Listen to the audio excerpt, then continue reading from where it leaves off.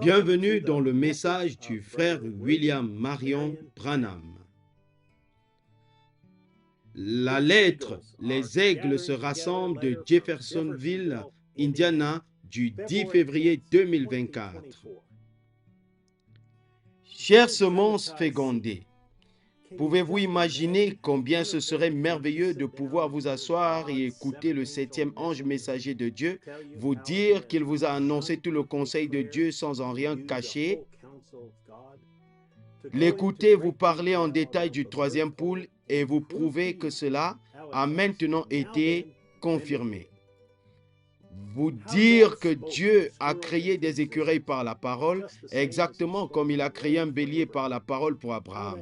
Que cette même voix lui a dit de parler à une humble sœur nommée Hattie, qui venait juste de dire la chose juste, et de lui dire que cette même voix qui avait créé les écureuils par la parole avait dit de lui donner ce qu'elle voulait, quelle que soit la chose, et qu'elle verrait si ça n'allait pas arriver au moment même. Vous dire qu'un jour, alors qu'il était à la chasse dans les régions sauvages avec ses amis, une puissante tempête s'est élevée et allait le forcer à partir. Mais que Dieu lui a parlé de bouche à oreille et a dit « J'ai créé les cieux et la terre.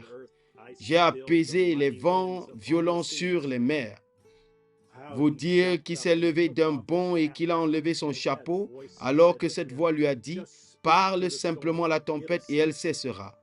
Quoi que tu dises, c'est ce qui arrivera. » Il n'a jamais remis cette voix en question. Il a plutôt parlé et dit « Tempête, arrête-toi. Et toi, soleil, brille normalement pendant 4 jours jusqu'à ce que nous soyons partis d'ici. » Il venait à peine de le dire que le grésil, la neige et tout le reste se sont arrêtés. L'écouter vous dire qu'un instant plus tard, le soleil chaud brillait dans son dos. Les vents ont changé de direction et les nuages, comme quelque chose de mystique, se sont élevés dans les airs et quelques minutes plus tard, le soleil brillait. Vous dire ensuite que 16 ans, avant même que cela soit manifesté, Dieu lui a montré qu'il y avait un kyste sur l'ovaire gauche de Sœur Branham et pourquoi c'était placé là. Vous dire qu'ils ont prié pour que Dieu enlève cela. Qu'ils ont ensuite reconnu que c'était simplement Dieu qui testait leur foi. Ensuite, juste avant que cela ne doive être enlevé par chirurgie, il parlait à Dieu et lui disait combien elle avait été une épouse merveilleuse pour lui, qu'elle ne s'était jamais plainte et qu'il ne soit jamais à la maison, qu'elle avait toujours tout préparé pour lui quand il voulait aller à la chasse pour se détendre et parler au Seigneur.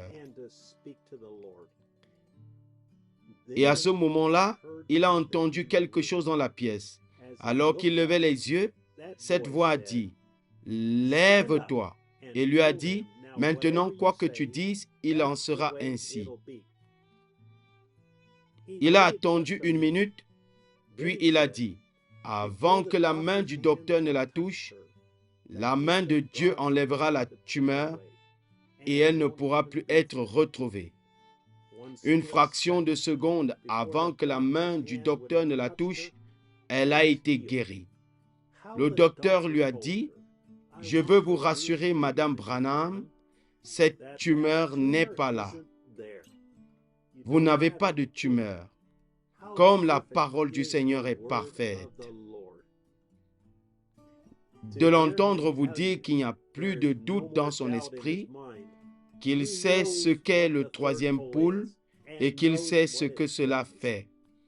À son avis, ce sera quelque chose qui mettra en mouvement la foi de l'enlèvement pour le départ.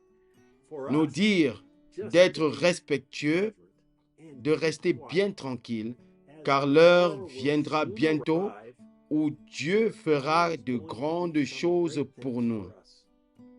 Quand ce moment-là viendra, quand la pression viendra, alors que ce que nous aurons vu temporairement, nous le verrons se manifester dans la plénitude de sa puissance.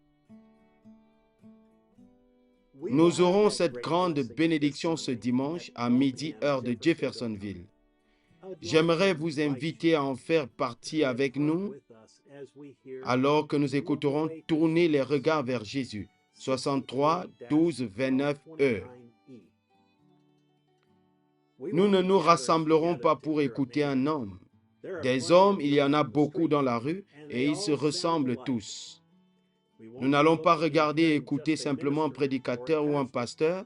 Nous allons regarder et écouter Jésus. Nous serons unis ensemble de partout dans le monde pour écouter cet homme de Dieu, ce Jésus de Nazareth en chair, qui est Dieu parlant à son épouse. Vous devez vous poser cette question. Que regardez-vous aujourd'hui? Que voyez-vous quand vous regardez? Vous pouvez le voir seulement quand vous le regardez à travers la parole. Ce qu'il était quand il marchait en Galilée, c'est exactement ce qu'il est ce soir à Jeffersonville. C'est exactement ce qu'il est au Branham Tabernacle. Quand vous regardez, qu'est-ce que vous vous attendez à voir? Un fondateur, un homme de dénomination, vous ne verrez jamais sans Jésus. Est-ce que vous regardez en vous attendant à voir quelqu'un à l'allure très sacerdotale? Vous ne verrez jamais sans Jésus. Non. Comment voit-on Jésus? Par la parole de Dieu qui se manifeste.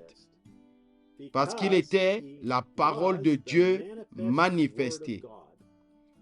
Ce qu'il était en ce temps-là, il l'est ce soir et il le sera toujours. Regarde à Jésus maintenant et vis.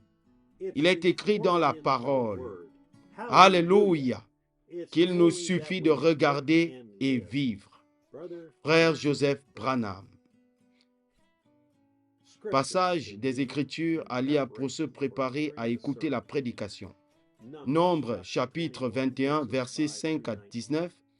Ésaïe chapitre 45, verset 22. Zacharie chapitre 12, verset 10. Saint Jean 14, verset 12.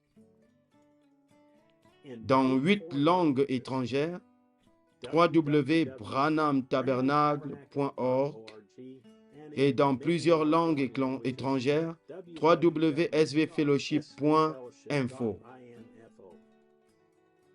Jusqu'à la prochaine fois, que Dieu vous bénisse et shalom.